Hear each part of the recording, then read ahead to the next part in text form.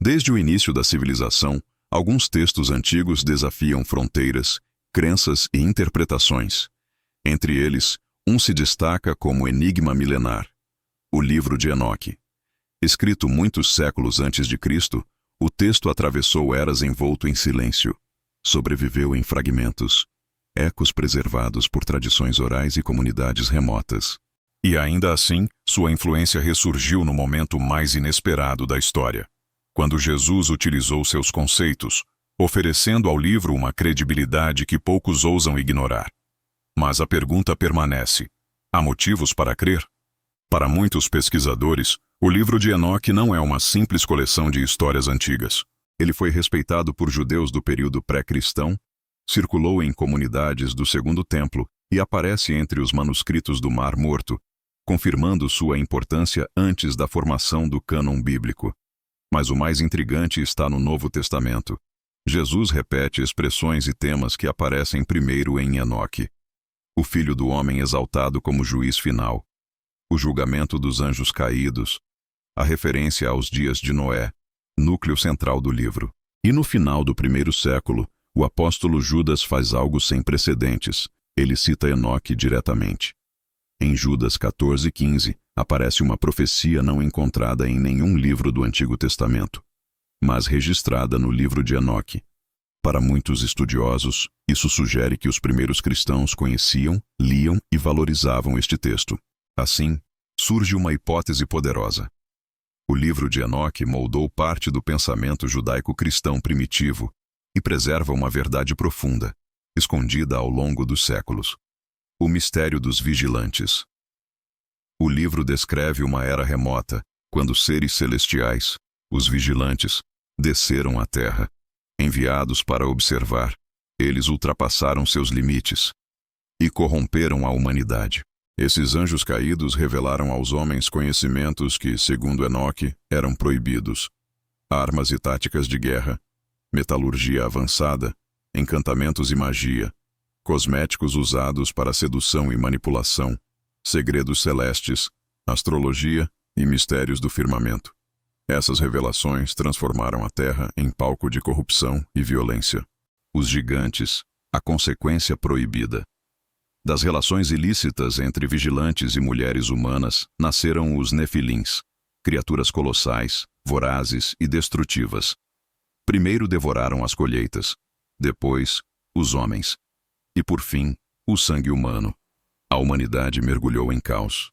Esses gigantes foram reverenciados como deuses pelos povos antigos. E muitos pesquisadores sugerem: seriam os Nefilins a origem dos mitos sobre deuses guerreiros e semideuses nas culturas da antiguidade?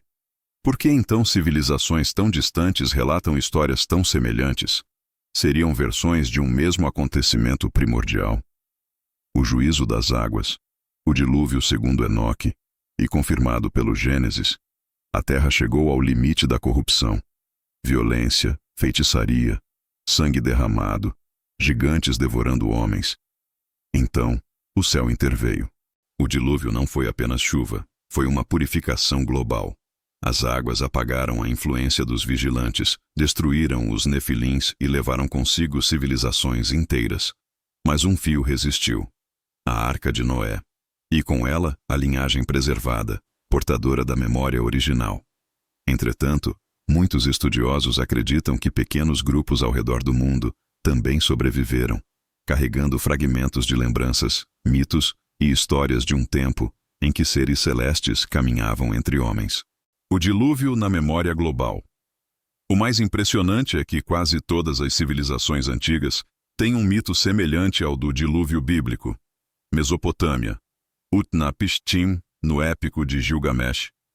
Maias e astecas, as eras destruídas pela violência humana. Grécia, Deucalião e Pirra. Índia, Manu, salvo por um deus em forma de peixe. Povos da Oceania e Austrália, a grande inundação purificadora. Como explicar essa repetição? Coincidência? Ou memórias fragmentadas de um mesmo evento global? A persistência dos deuses antigos. Com o fim das águas, um novo mundo começou. Mas a memória daqueles seres celestes continuou viva. Gigantes, instrutores, deuses descendentes do céu. Os nomes mudaram, mas o padrão permanece. Sempre seres superiores que ensinaram aos homens conhecimentos extraordinários. Essas lembranças, distorcidas ao longo das gerações, reacenderam práticas antigas. O surgimento de Nimrod e o retorno do mundo pré-diluviano. Nas planícies de Sinar, surge um líder que marcaria para sempre o destino da humanidade. Nimrod, o primeiro poderoso da terra. Segundo Flávio Josefo, Nimrod convenceu o povo a construir uma torre não apenas por ambição, mas por rebelião. A torre seria um refúgio contra um novo dilúvio, um símbolo de resistência, um desafio direto a Deus. Sob sua liderança, antigas práticas retornam. Astrologia, encantamentos, metalurgia ritualística, veneração a deuses que lembravam os vigilantes. A Torre de Babel tornou-se o ápice da rebeldia humana. Não era só arquitetura, era ideologia. A primeira trindade pagã. Segundo tradições antigas, Nimrod se casou com Semíramis. Após a morte do rei, a rainha proclamou que ele havia ascendido como Deus Sol e que seu filho, Tamuz, era a encarnação do rei divinizado. Assim nasce o que muitos chamam de a primeira trindade religiosa do mundo. Nimrod, o Deus Sol, Semíramis, a rainha dos céus, Tamuz, o filho divino. E com ela, símbolos que atravessariam milênios, árvores verdes, presentes, luzes, celebrações do renascimento do sol. A ira de Deus, quando o céu desceu à torre. A história se repetia, e então, algo silencioso e devastador acontece. Desçamos e confundamos a sua linguagem. Não foi destruição física, foi cultural, mental, civilizacional. De um único povo surgem as nações, de uma língua, dezenas. Cada grupo carrega memórias dos vigilantes, dos gigantes e dos mitos pai, mãe, filho. Mas tudo fragmentado. É aqui que nasce a diversidade religiosa global. Após Babel, os mitos com a mesma origem. Em cada continente surgem versões diferentes da mesma história. Sumérios, Anunnaki, aqueles que do céu à terra desceram. Gregos, titãs, seres gigantes que governaram o mundo. Egípcios, Neteru, instrutores celestes da astronomia e da escrita. Hindus, Devas e Asuras, espíritos superiores que descem à terra. Ao mesmo tempo, gigantes aparecem em Grécia, Canaã, América Central, Egito, Mesopotâmia, sempre com as mesmas características. E a trindade, pai, mãe, filho, se repete em mais de 15 civilizações, com nomes diferentes, mas o mesmo arquétipo. Coincidência?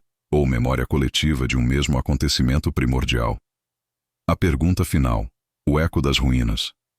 A dispersão de Babel espalhou mitos, memórias e fragmentos de um passado proibido, o que cada cultura chamou de Deus, herói, titã ou instrutor. Talvez seja eco do mesmo fenômeno, a época dos vigilantes. E assim, a pergunta permanece. Todas essas histórias seriam memórias distorcidas de um único evento colossal que ocorreu antes e depois do dilúvio? Um acontecimento tão profundo que deixou cicatrizes na própria alma da humanidade? Enquanto as ruínas de Babel silenciam no deserto, essas respostas continuam ecoando entre mitos, pedras e civilizações.